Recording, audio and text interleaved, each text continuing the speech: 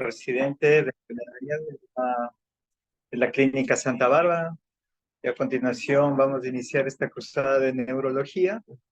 Y el primer tema que me correspondió, que me toca dar, es del sistema nervioso autónomo. Entonces, continuemos, ¿no? Bueno, en sí el sistema nervioso autónomo es un sistema también llamado vegetativo, que es parte del sistema nervioso encargado de regular las funciones viscerales del cuerpo. Más que todo, podríamos decirlo que es un sistema involuntario, ¿sí? ¿Con qué está relacionado esto? Está relacionado con la lucha y la calma, ¿sí? Posterior ya les voy a dar la división de estos y vamos a ver por qué se le llama así. Es responsable del mantenimiento de la homeostasis corporal y de la respuesta de adaptación del organismo ante variaciones del medio externo e interno. Puede controlar algunas de las otras funciones, como la presión arterial, frecuencia cardíaca, la motilidad, las secreciones digestivas, emisión urinaria, sudoración, temperatura, etcétera. Más adelante ya les voy a poner un cuadrito de cuál y vamos a especificar un poco más en qué nomás interviene este sistema nervioso autónomo. Bueno, primero vamos a hablar de cómo es la activación del mismo. Como les había mencionado, el sistema nervioso autónomo primero se divide en dos, ¿no? El sistema simpático y el sistema parasimpático. El sistema simpático, por lo general, es un sistema, eh, está mediado por la activación de neuronas que se les llama simpático-miméticas o noradrenérgicas o adrenérgicas, las cuales van a estar relacionadas a lo que es la lucha o la huida, más que todo. ¿Por qué les refiero esto? Porque nosotros cuando, por ejemplo, estamos en una situación, digamos, de peligro, o sea, situación, digamos, de que nosotros tenemos que pelear o alguna situación parecida, este sistema simpático va, va a tener ciertas funciones dentro de nuestro organismo o va a activar ciertos órganos. En este caso, podríamos comentarlo a nivel de corazón, va a provocar un mayor inotropismo, un mayor cronotropismo, va a provocar también, digamos, en lo que es nuestro ojo, va a provocar una dilatación de la pupila, en lo que son glándulas, va a nivel de secreciones, en el sistema respiratorio va a dilatar todo lo que es nuestros alveolos, nuestro sistema alveolar. ¿Para qué? Para que haya una mayor respiración, una mayor distribución de sangre un mayor bombeo de sangre al mismo, para nosotros estar preparados para sea la pelea, sea la huida, sea la lucha. ¿Sí? Pero ¿cómo se activa este sistema nervioso simpático?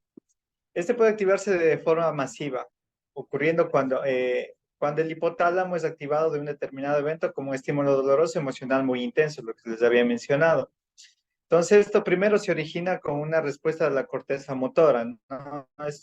Todo este sistema simpático, el sistema parasimpático, todo va a activarse desde la corteza motora que va a llevar hacia una respuesta del hipotálamo. El hipotálamo va a dar una respuesta puede llamarse una respuesta neurohormonal, tanto por sistemas de señalización como sistemas de secreción hormonal, ¿sí?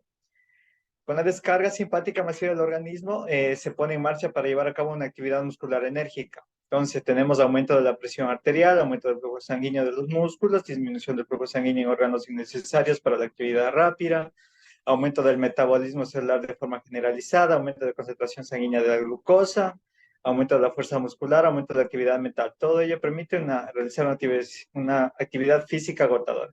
Como les había mencionado, esto es prácticamente para la lucha, para la huida, ¿no? Se podría decir. En otras veces, la activación del sistema nervioso simpático se produce en forma selectiva. Por ejemplo, tenemos ciertos procesos fisiológicos, ciertos procesos que nos ayudan para la regulación, como es la regulación térmica, cómo se regula, por ejemplo, en este caso, con la vasodilatación a nivel de la piel, y entonces empieza a liberar un poco lo que es energía, ¿no? Entonces empieza a liberarse el sudor y demás. Y el volumen de la sangre que pasa por la piel sin que se vean afectados los órganos. Es un sistema regulador más que todo. Pero siempre, ante este sistema, no siempre va a ser una respuesta mantenida, sino que tiene que tener una contrarrespuesta, que en este caso es el sistema nervioso parasimpático. Entonces, Al contrario que ocurre con el sistema nervioso simpático, este sistema parasimpático está relacionado con procesos de descanso, su activación está orientada al ahorro de energía. Entonces, si en el uno, en el simpático, teníamos activación de lo que es del corazón, de los ojos, de los pulmones, en el parasimpático, en cambio, va a haber una respuesta lenta, va a disminuir la frecuencia cardíaca, en lo que es los vasos aledaños, los cercanos, digamos, en correlación con el sistema de vasodilatación también, por medio de la acetilcolina, también puede haber una vasodilatación de lo que es de la parte de, una vasodilatación, perdón. Y en la parte pulmonar también puede haber lo que es ya una disminución, digamos, de la elasticidad a nivel de los bronquios, de los alvéolos. Entonces, va a ser un poquito más, va a tener un poco más de descanso el cuerpo, digámoslo así, correspondiente a que ya haya pasado el evento que le haya generado, ¿no? Entonces, se produce una disminución de la frecuencia cardíaca, de la velocidad de conducción senoauricular y disminución auriculoventricular, contracción del músculo lisobronquial, una miosis, ¿sí? Pero también puede ocurrir ciertas, cuando hay una sobreactivación del mismo, puede ocurrir ciertas eh, efectos, ¿no? Como es las náuseas, vómito, aumento del peristaltismo intestinal, enuresis, defecación, aumento de secreciones, que después ya les voy a comentar más adelante.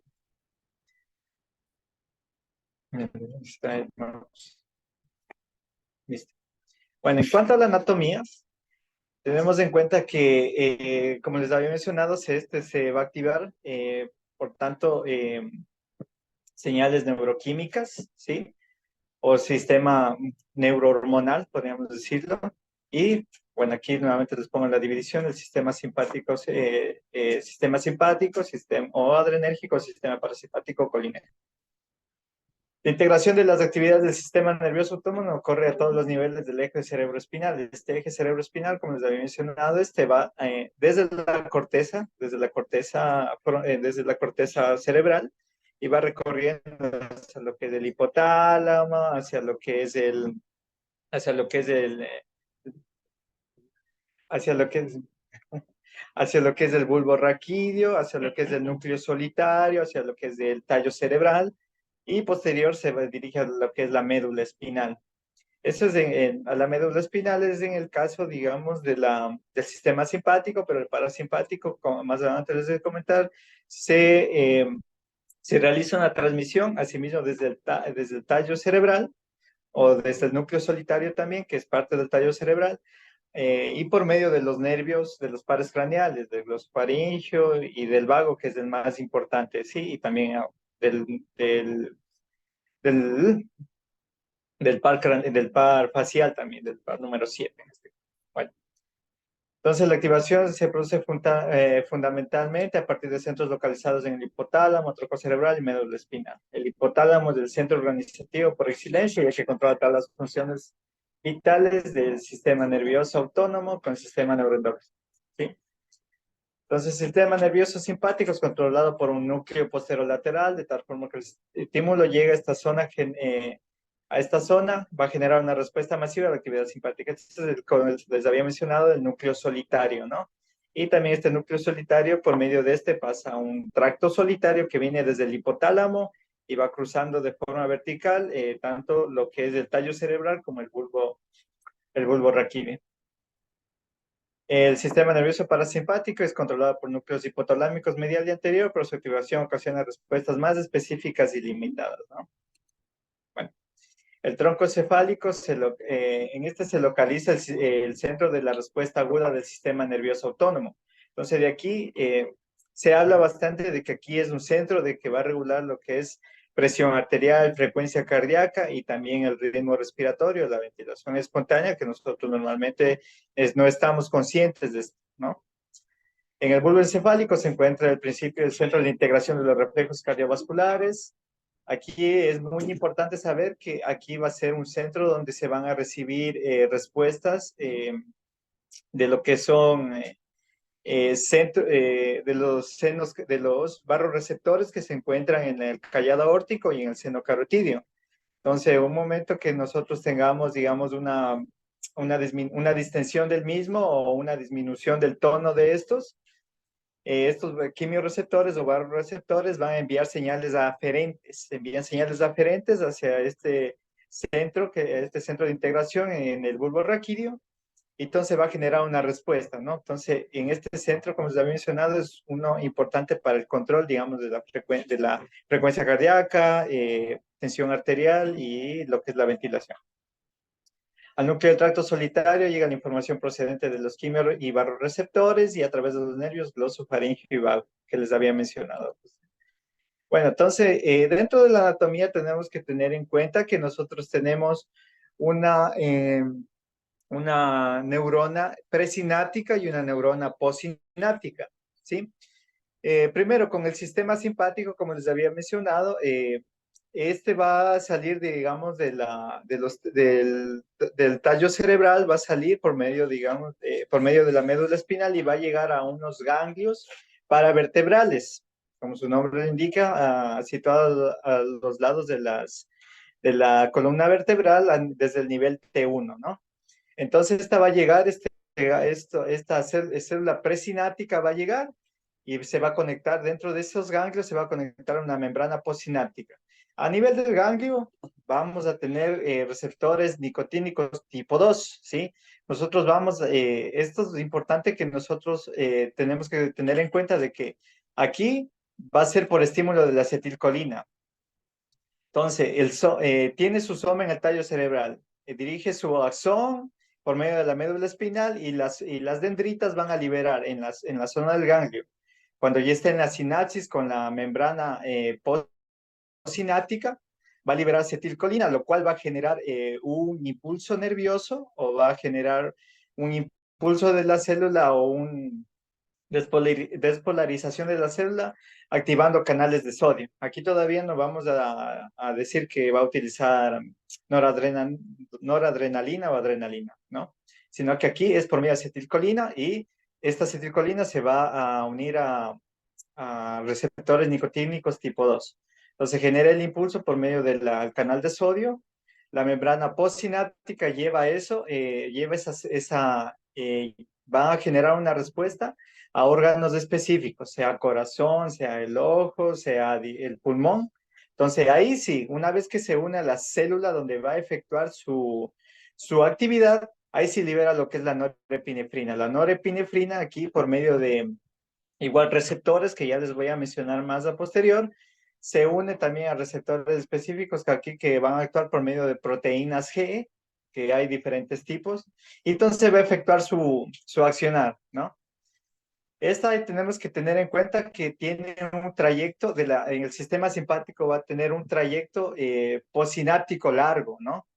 Pero en cambio, lo que es en el sistema parasimpático, vamos a tener que esto por lo general igual tiene su salida desde el tallo cerebral, tiene sus axones en el tallo cerebral, la neurona presináptica, y su axón va a dirigirse hasta lo que son órganos efectores, pero ya de manera más cercana. Sus ganglios más que todo van a estar de manera cercana o un poquito más cerca de los órganos efectores, sea de corazón, en este caso lo más importante, sea corazón, sea pulmones, en el ojo, y también vamos a tener otros que están más distales a nivel pélvico, que nos van a ayudar tanto para la parte gastrointestinal, de la vejiga y también del sistema genitourinario. Bueno, entonces, como les había mencionado, la presinapsis del sistema simpático es corta, pero la possinapsis es larga. ¿Por qué? Porque estas su ganglio está a nivel paravertebral, donde va a haber la unión. De la parasimpática, en cambio, por medio como les había mencionado, del nervio facial, del nervio del glosofaringeo, del nervio vago, que es el más importante, que tiene sus inervaciones hasta lo que es zona abdominal. Entonces, este sí va a tener un trayecto largo, ¿no? Y, y va a hacer su sinapsis con la neurona postsináptica, que va a estar casi juntito con los órganos efectores. Igualmente, en cambio, la parasimpática solo funciona con acetilcolina, ¿no? Sí, igual esta tiene ciertos receptores que ya les voy a decir más adelante. Bueno, este es en cuestión de la parte con la sinapsis, ¿no? Pero también tenemos otra que nos va a dar una función más mantenida, que es correlacionado con el sistema parasimpático, que esta va a generar una neurona presináptica que se va a dirigir por medio de los ganglios hacia lo que es la médula suprarrenal. Una vez estando en la médula suprarrenal, ahí libera acetilcolina, igual va a activar todo lo que es las neuronas, las células cromáfines, que son las encargadas de liberar vasoreceptor, liberar estas hormonas como adrenalina, noradrenalina. Entonces, estas en cambio se van a liberar en la sangre, que van a ayudar a que se mantenga mucho más la respuesta del sistema simpático, ¿no? Entonces, bueno, esta norepinefrina prácticamente, o epinefrina, se encuentra en el sistema arterial, sistema venoso, entonces va a tener su acción sobre la célula por medio de los vasos sanguíneos, ¿no? Entonces, aquí tenemos, ¿no? Que los nervios simpáticos tienen origen en la médula espinal, es lo que les había comentado, ¿no? Las fibras simpáticas en T1, generalmente aquí nos habla de que siguen la cadena simpática hacia la cabeza y T2 van hacia el cuello. De T3 a T6 se distribuyen hacia el tórax, T7 a T11 en el abdomen, T12 a L2 a las extremidades inferiores. Entonces aquí estamos viendo, todos estos por lo general tienen ganglios, ¿no? Aquí hay algunas fibras que se dirigen hacia el ojo y algunas que se van a dirigir hacia los pulmones, se dirigen al corazón, se van a dirigir hacia hígado, se dirigen a lo que es la vesícula biliar, páncreas, también aquí tenemos lo que son los centros de integración, en este caso los ganglios mesentéricos superior, tenemos ganglios mesentéricos inferior, ¿sí? Con respecto al sistema simpático, ¿no? Y aquí tenemos los ganglios paravertebrados que les había mencionado. En cambio, las fibras parasimpáticas, en cambio, salen directamente desde el tracto, ¿sí? Desde los orígenes, digamos, de los pares craneales, van a salir desde el tallo cerebral y se van a dirigir hacia los órganos, ¿no? En este caso, la célula presináptica tiene su axón más largo y se va a quedar cerca, digamos, o va a realizar su inervación cerca de lo que son los órganos efectores. En este caso también tenemos a nivel del ojo, tenemos a nivel de las glándulas salivales, ¿sí? Tenemos a nivel del corazón, tenemos a nivel de lo que es en la parte gastrointestinal y acá abajo, como les había mencionado, a través de la médula unas, unas neuronas parasimpáticas o la neurona presináptica parasimpática hacia lo que es sistema genitourinario, ¿no? ¿Sí? Continuamos. Cuando entra en la cadena, las fibras simpáticas pueden seguir tres caminos diferentes, ¿no? Pueden hacer sinapsis con las neuronas postganglionares del ganglio simpático del mismo nivel, de la cadena simpática, y también pueden dirigirse hacia arriba o hacia abajo y hacer sinapsis a otros niveles de la cadena. O pueden recorrer distancias variables dentro de la cadena simpática y abandonarla sin hacer sinapsis. Se dirigen hacia los ganglios simpáticos colaterales, donde realizan sinapsis con la neurona postganglionar. Estos ganglios son impares y aquí tenemos en cuenta los ganglios celíaco, el ganglio mesentérico superior y el ganglio mesentérico inferior. Entonces aquí hay algunas que pueden regresarse por su mismo trayecto y pueden inhibar otras zonas cercanas. Puede ser piel, que es lo más común que puede haber, ¿no?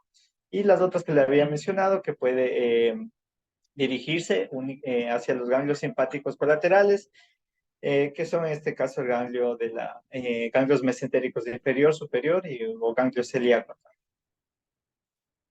Bueno, esto, bueno, más que todo es teoría, pues bastante teoría que a nivel cervical se va a unir lo que es desde T1 a T5 y forman tres ganglios cervicales, superior, medio y cervicotorácico.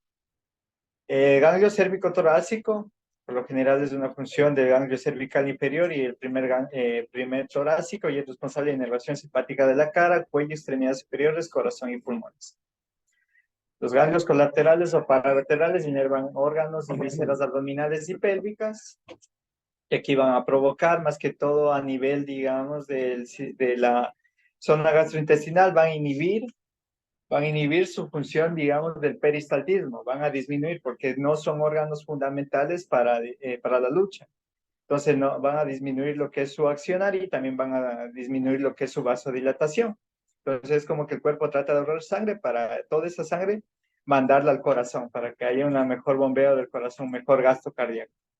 El ganglio celíaco recibe fibras preganglionares de T5 a T12, inerva el estómago, hígado, páncreas, vesícula biliar, intestino delgado, vaso y riñones. En zona de hígado, por lo general, por medio de la acción simpática, va a generar una glucogenólisis. La glucogenólisis significa que va a desdoblar el glucógeno y va a generar azúcar o va a generar nutrientes, lo que nos va a ayudar para aportar a lo que es aportar para lo que necesita el corazón, en este caso los músculos, ¿no? El intestino delgado, como les había mencionado, disminuye lo que es el peristaltismo, ¿no? En ganglio mesentérico superior recibe fibras de T10 a T12, inerva el intestino delgado y colon, y el ganglio mesentérico inferior recibe fibras del L1 al L3, inerva el colon distal, recto, vejiga y otros órganos reproductores. Entonces, como va, esto también es importante, ¿por qué? Porque nos va a inhibir lo que es el reflejo, nos va a inhibir lo que es la diuresis y nos va a inhibir la defecación. Entonces, prácticamente este sistema parasimpático va a impedir que nosotros orinemos o también nosotros hagamos una defecación, lo que es al contrario del sistema parasimpático, que estas fibras tienen origen en el tronco, bueno, lo que les había mencionado, ¿no? Este 75 de las fibras del sistema parasimpático viajan a través del nervio vago hacia regiones torácica y abdominal y proporciona fibras parasimpáticas al corazón, pulmones, esófago, estómago, intestino delgado, la mitad proximal del colon, hígado, vesícula biliar, páncreas y parte alta de los uréteres. En estos casos, a nivel, digamos, por medio de este nervio vago, inerva el corazón por medio de los receptores muscarínicos va a disminuir lo que es la frecuencia cardíaca, va a disminuir el inotropismo, pulmones va a hacer una broncoconstricción, en el esófago va a aumentar lo que es la motilidad, en el estómago aumenta la motilidad, en el intestino aumenta la motilidad, ¿sí? Van a tener acciones diferentes. El sistema parasimpático tiene acciones como tanto inhibitorias como activadoras, ¿no? Entonces, en la mitad proximal del colon, en cambio, en zona de lo que es intestino delgado, va a ayudar al peristaltismo, lo va a mejorar, a, a- lo va, a- va a tener un peristaltismo aumentado en el hígado y vesícula biliar. En el hígado disminuye su acción disminuye el desdoblamiento de lo que son la glucosa, de la glucogenólisis. En lo que es el páncreas va a tener una acción de secretora, más que todo de secretora de jugos pancreáticos que van hacia el sistema digestivo, ¿no? Y parte alta de los uréteres va a favorecer lo que es la diuresis en este caso, ¿no? Bueno, los neurotransmisores del sistema nervioso autónomo, en sí, el sistema nervioso autónomo tiene neurotransmisores tanto colinérgicos como adrenérgicos, ¿no? El sistema simpático va a funcionar con noradrenalina y el parasimpático con acetilcolina. Las neuronas preganglionares, tanto del sistema, esto es lo que les estaba mencionando al principio, tanto preganglionares del sistema nervioso simpático y parasimpático, primero se activan por medio de la acetilcolina. Posterior, una vez que son estimulados por la acetilcolina, depende del tipo de neuronas, estas van, si es del sistema simpático, van a liberar norepinefrina y por medio de proteínas G, por medio de estas proteínas G, van a realizar su accionar, pero también depende del tipo de receptor al cual estén dirigidas esta noradrenalina, porque vamos a tener distintos tipos que ya les voy a decir más adelante. Las neuronas postganglionares del sistema nervioso parasimpático, en cambio, solo son colinérgicas puras. Estas se activan por medio del sistema colinérgico, pero también para su accionar ya en la parte postganglionar también, para efectuar su acción en los órganos, van a utilizar acetilcolina también. El sistema nervioso simpático son adrenérgicas y secretan noradrenalina, excepto las que van a las glándulas sudoríparas y una minoría de los vasos sanguíneos que son colinérgicos. Bueno, hablando de los receptores donde van a accionar estas hormonas que son liberadas a través de la possinapsis. Tenemos que tener en cuenta que a nivel de nuestro cuerpo tenemos distribuidos varios receptores, tanto adrenérgicos como muscarínicos. Los receptores adrenérgicos tenemos clasificados en alfa 1, alfa 2, beta 1 y beta 2 y beta 3. Primero comenzando, y más que todo, por su accionar en la cuestión de los beta adrenérgicos, estos más que todo van a reaccionar por medio de proteínas GS una vez que son liberados de la neurona postsináptica, una vez que libera noradrenalina. Esta entra en contacto con la proteína GS, la cual dentro de la célula va a haber un aumento de la adenilato ciclasa. Esta adenilato ciclasa hace que haya un aumento del AMP cíclico que va a transformar ATP en ADP. Y entonces va a ser un activador de las células, ¿no? Entonces, en este caso, ¿qué va a realizar? Los beta 1, como aquí ven en el cuadrito, en el corazón va a ser inotrópico y cronotrópico positivo. Va a ayudar a la frecuencia cardíaca y va a ayudar a la contracción cardíaca, le va a hacer más fuerte. En las células extraglomerulares, liberación de renina, tejido adiposo, va a haber una lipólisis, porque como les había mencionado, necesita energía el cuerpo y realiza una gluconeogénesis, ¿sí?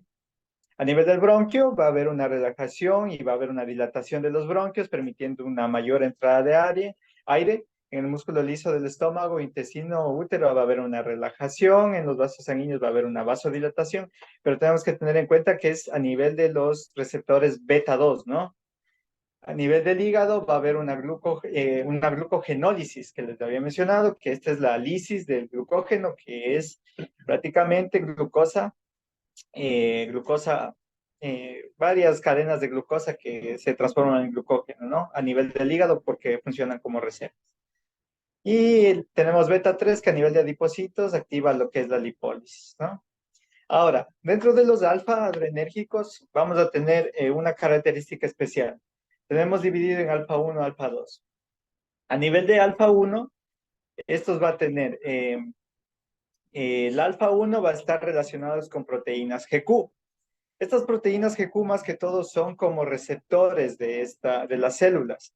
Entonces, una vez que los alfa 1 están en contacto con la noradrenalina, estos receptores, por medio de la proteína GQ, va a haber un aumento del inositol trifosfato y la diacilglicerol, lo cual nos va a generar un aumento del AMP cíclico y que va a generar un aumento del ATP para que pueda generar una vasoconstricción, una glucogenólisis, o depende del órgano efector o dónde se estén encontrando estos receptores de alfa 1. Aquí hay aquí hay que realiza estos alfa 1 a nivel de cada órgano. En el músculo lisovascular le va a haber una vasoconstricción, a nivel del hígado una glucogenólisis y demás, ¿no?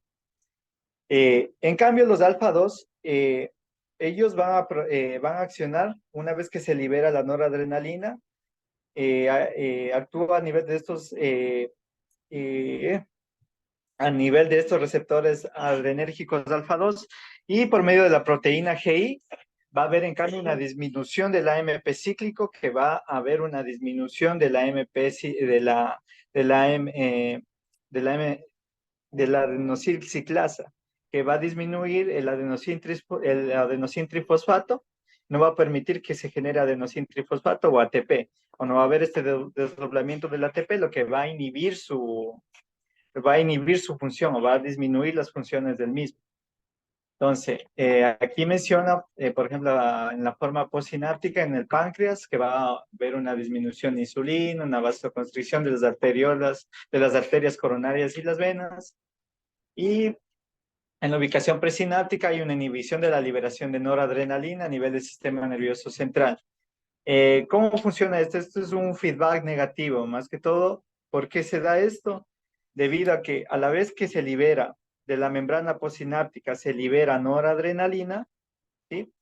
Asimismo, esta membrana postsináptica tiene unos receptores que van a ser sensibles a la noradrenalina y es como que le dice, ¿sabes qué? Ya actuaste, ya deja de estar liberando noradrenalina. Es como que da un impulso y asimismo le inhibe que genere más noradrenalina, ¿no? Entonces, esto con los receptores alfa-adrenérgicos del sistema simpático.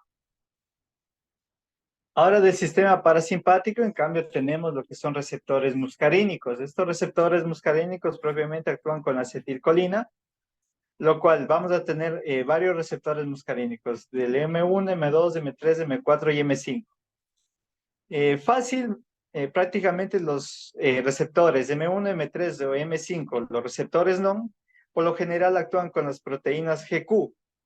¿Qué van a realizar con estas proteínas GQ? Como van a realizar por medio de segundos mensajeros aumento de la fosfolipasa C, inositol trifosfato y diacilglicerol, lo que nos va a dar un aumento del AMP cíclico o actividad celular. Y esto va a ser puramente activador. ¿Y dónde encontramos este sistema activador? ¿O en qué órganos va a ser activador estos receptores muscarínicos? Tenemos a nivel del encéfalo, a nivel de plexos mioentéricos de la pared gástrica y de la secreción gástrica. Entonces, prácticamente va a ayudar al peristaltismo, como les he mencionado. El M3 del tejido glandular va a liberar lo que son para las glándulas exócrinas, va a haber, por ejemplo, más salivación, va a haber más liberación de enzimas pancreáticas hacia el sistema digestivo, ¿sí? Y a nivel del M5, que actúa a nivel de glándulas celulares y músculo ciliar, que por lo general va a causar una miosis del mismo, ¿no? Del músculo ciliar. En cambio, los M2 y los M4, estos actúan por medio una vez que es liberada la acetilcolina de la ganglia, de la neurona postsináptica, se ligan a proteína G1, a proteína GI, lo cual va a hacer que disminuye el AMP cíclico y en cambio, va a disminuir la actividad de los órganos efectores o donde estén situados estos receptores muscarínicos. Entonces, tenemos que estos son abundantes en el corazón, son sin auricular, nódulo auriculoventricular y músculo auricular. Entonces, va a disminuir, como ya les había mencionado, la frecuencia cardíaca, la contracción, ¿sí? Y M4 abunda en el páncreas y pulmón, entonces basta realizar en el pulmón especialmente, se ve que va a haber una disminución va a haber una broncoconstricción, o sea, no tan significativa, pero va a disminuir lo que es la dilatación de los mismos. ¿Sí? Bueno, continuamos. Ahora, la interacción de otros sistemas reguladores. Bueno, este no es el único sistema regulador, que va a actuar, digamos, por la respuesta insensible que nosotros tenemos a ciertos estímulos, sino que también está relacionado con sistemas endocrinos, ¿no? Como ayudan a controlar, que van a ayudar a controlar ciertas funciones, como la presión arterial, la homeostasis corporal, ¿sí? Como se les había mencionado, también incluye el eje renina-angiotensina, la cual está ligado también con la hormona vasopresina o la hormona antidiurética, debido a los cambios de presión. Como les había mencionado al principio, nosotros tenemos en nuestro cuerpo regado lo que son barroreceptores, especialmente en el callado aórtico y en el seno auricular, en el, nódulo, en el callado aórtico y en el seno carotidio. Cuando estos tienen una sensación de disminución de la dilatación o aumento de la dilatación del mismo, va a llevar su estímulo a lo que es el hipotálamo y este también va a reaccionar con que liberación de la hormona antidiurética. La hormona antidiurética sea por, digamos, que haya un aumento de la presión, esta hormona antidiurética, ¿qué va a hacer? Se va a inhibir si es que hay un aumento de la presión. Pero si es que hay una disminución de la presión, esta hormona antidiurética va a aumentar para poder controlar lo que es la baja presión, aumentando lo que es la volemia. También tenemos que en el páncreas, más que todo, el estímulo beta induce la secreción de insulina, mientras que el estímulo alfa produce el efecto contrario, que sería la disminución de la insulina, para mantener, en cambio,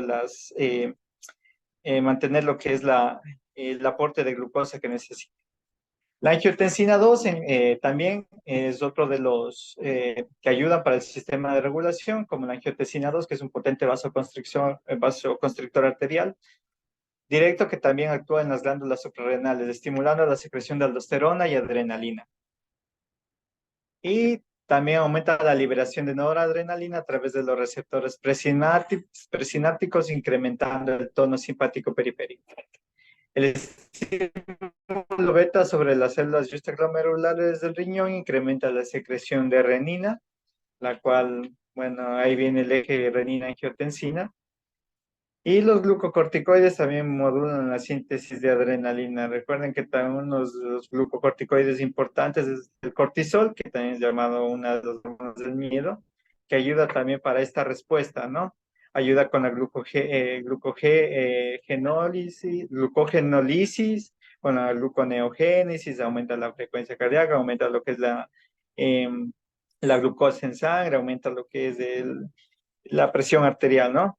Entonces tenemos varios, no solo el sistema nervioso autónomo está relacionado con la respuesta, con una respuesta, digamos, inherente que nosotros tenemos o insensible que nosotros tenemos, sino que también tenemos otros sistemas que nos ayudan para regular nuestras funciones corporales, como el respirar, como la frecuencia cardíaca, como la presión arterial. ¿Sí? Y bueno, eso es todo. ¿Alguna pregunta? Por ahora no, doctor. No.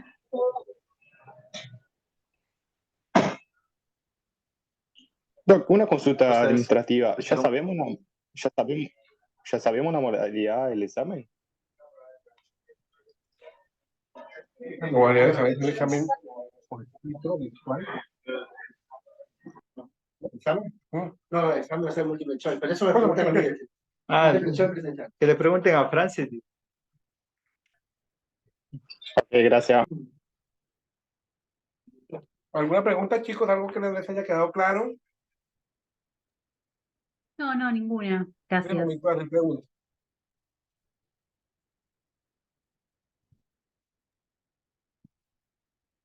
¿No? ¿Todo muy bien?